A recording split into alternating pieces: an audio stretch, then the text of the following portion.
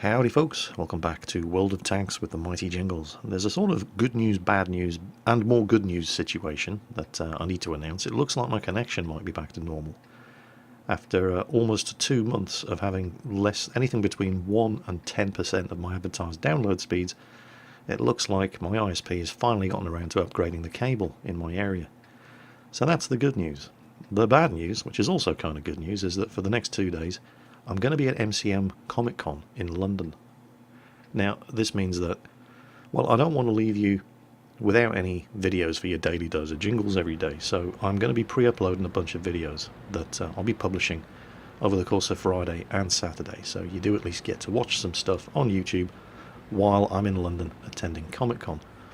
The bad news is that I've got to do a whole bunch of videos ready for release today. So don't expect the multi-battle extravaganzas you're used to. They're going to be shorter videos than usual, but at least you're still going to be getting a video every day. Pretty excited about Comic-Con. I've just seen the news that the American cosplayer Jessica Negri is going to be there, as well as the actor Daniel Radcliffe, who played Harry Potter. He'll be promoting his new movie Horns, and also the authors Dan Abnett, who, as well as writing for 2000 AD and Warhammer 40,000, also wrote the script for Alien Isolation, and the science fiction novelist Peter F. Hamilton, so I'm really excited about meeting all of those. But enough of what I'm getting up to this weekend, back to the battle. This is Mr. Nightstone, and he is driving the T-29, a very, very strong American Tier 7 heavy tank. Unfortunately for him, this is a Tier 9 battle on the airfield map. So it's completely understandable that he's playing the first part of this game very, very cautiously indeed. There are some really nasty tanks on the enemy team. They've got a Conqueror, an M103, an IS-8 and an ST-1. So he's lying up in this position here to take advantage of getting some flanking fire shots in on any enemy tanks if they get aggressive at the start of the game and push heavily around the side here. There goes the Conqueror. He missed the shot at the Conqueror, but get a load of this. They're all pushing around. There goes the T-34. And all of his little friends as well. And it's like they've just realised he's here. Some incoming fire, but he's managed to get into a hold down position. The front of the turret of the T-29 is very, very, very strong indeed, even in a Tier 9 game. The Conqueror and the T-34 have pushed through the gap, and they're engaging the rest of Mr. Nightstone's team, but all of these guys have managed to get themselves stopped in their tracks by a hold down T-29, and the fools are actually turning around trying to shoot at his turret front. Now, a hold down T-29 isn't invulnerable. You can penetrate it when firing at the turret from the front. You just have to miss the gun mantlet and get an accurate shot at the turret cheeks or the commander's hatch. The T-43 doesn't really have the gun for it. The Centurion does have the gun for it, but he needs to stop and aim. The Conqueror, who's just come back to see what all the fuss is about, and that IS-8 who's just arrived, well, they do have the gun for it, but they still have to stop and aim. And the IS-8, even though it does have one of the more accurate of the Russian heavy tank guns, it doesn't have a very good aiming time, and he's going to be vulnerable while he's aiming, like that. But the IS-8, there it is, managed to avoid the gun mantlet and got a lucky hit right on the turret cheek. And that's cost Mr. Nightstone a third of his health. Tier 7 tank, Tier 9 game.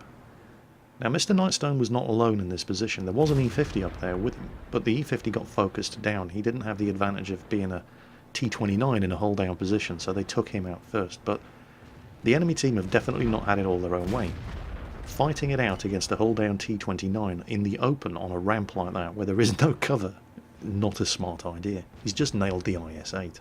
So, good start. He's killed a Tier 9 heavy, he's done damage to a whole bunch of others, but then he starts to get a bit of tunnel vision. He's focusing on the IS-3, then he spots the Centurion, and the Centurion's in a very, very strong position, making great use of cover, and he's not paying attention to his map, and that is when the ST-1 comes over the hill and shoots him right in his ass. So he's got the time that it's going to take the ST-1 to reload to get into cover and look for help, and there's some help. There's a Lerva, an AMX-1375, plus the guys on the ridge behind them, and the ST-1 just walks right into it. Watch this. His first shot blows his tracks off. Now the ST-1 is mostly stock. He doesn't have the turret, he doesn't have the gun. But Mr. Nightstone's reload is faster than the repair skill of the ST-1's crew, and he keeps him permanently tracked, doing damage with every shot he fires, other than the first shot, which just blew his tracks off. as the ST1 concentrates its fire on the Lerva instead of finishing Mr. Nightstone off, and that rewards him with his second Tier 9 heavy tank kill. Anyway, Jingles, why are you calling it an ST1 in this video? You know, you've been calling it an STI in every video prior to this. Ah, well, good question. The reason I'm calling it an ST1 in this video is that I can piss off the other half of the World of Tanks community. I've upset everybody who thinks it should be called an ST1 up until now. Now I'm calling it an ST1, so I can piss off all the people who think it should be called an STI. I am nothing if not an equal opportunity arsehole. Why? Because it's funny. As is what happens to this SU-100M1, and I'm not just talking about the surprise butt sex from the AMX 1375, although that is pretty funny. What happened to the SU-100M1 was entirely his own fault. He was a base camper. He sat at the back with nothing to shoot at, didn't make a move until it was far too late, and he was cut off from the remaining members of his team, and his reward was rough surprise butt sex with no hope of lubricant from a French autoloader, and I think that's hilarious. He got exactly what he deserved.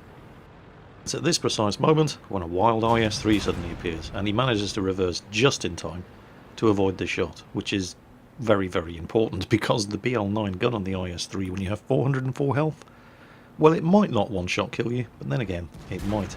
And there's the Conqueror, but don't go chasing after the Conqueror. The IS-3 will have reloaded, and he has, and he bounces, and so does Mr. Nightstone, but Mr. Nightstone is not interested in getting one-shotted at this stage of the proceedings, and he quite reasonably turns around to the Lerva and says, look, you're tier 8, you've got more health, you go first. And while they're busy arguing over who should go first, look at this AMX 1375. Look at him, he's all just, come on, you sissies. I'll show you how it's done, except, you know, with a French accent. Look at him, shit's given, nil. He's all, this is the field in which I grow all of my shit. Cast thine eyes upon it, and verily thou shalt see that it is barren. So, just the Pershing left, although the Pershing is making it his mission in life to kill Mr. Nightstone. He only has to hit him twice. Well, he has to hit and damage him twice. He's bounced once. That one went through. Mr. Nightstone's racing for the cover of this rock. He then starts side-scraping around it, looking for the shot. It's working. His tracks are eating the shots, but Mr. Nightstone's part in this game is pretty much over, pinned down by the Pershing here, so let's switch to the perspective of the T30 and the 1375 to see the end of the match. T30 here, like the ST1, not fully upgraded. That's the 120mm gun, as you can tell there, by the 400 damage that he did to the Pershing. But who's going to finish him off? It's Pepula I don't give a shit in the AMX 1375 once again, that cheeky little French bastard. So, Mr. Nightstone getting a chest full of medals in the T29 in a Tier 9 match, and the only enemy Tier 9 that he didn't run into in that battle was the M103. He saw all of the others, the Conqueror, the ST1, and the IS-8, and he killed 2 of them. Which is not bad, and he did over 5,000 damage, as well as getting the steel wall and the Confederate medal. But I think the star of that show has got to be the AMX 1375. Look at this. 2 kills, 342 damage done. The dirty little French kill-stealing bastard. And he barely got 400 spotting damage either. He just... cheeky little French git. I think that's great. Well, I hope you enjoyed the replay anyway, folks. Another quick one coming tomorrow and the day after, because I will be at MCM Comic Con in London. Hope you enjoyed it anyway. As always, take care, and I'll catch you next time.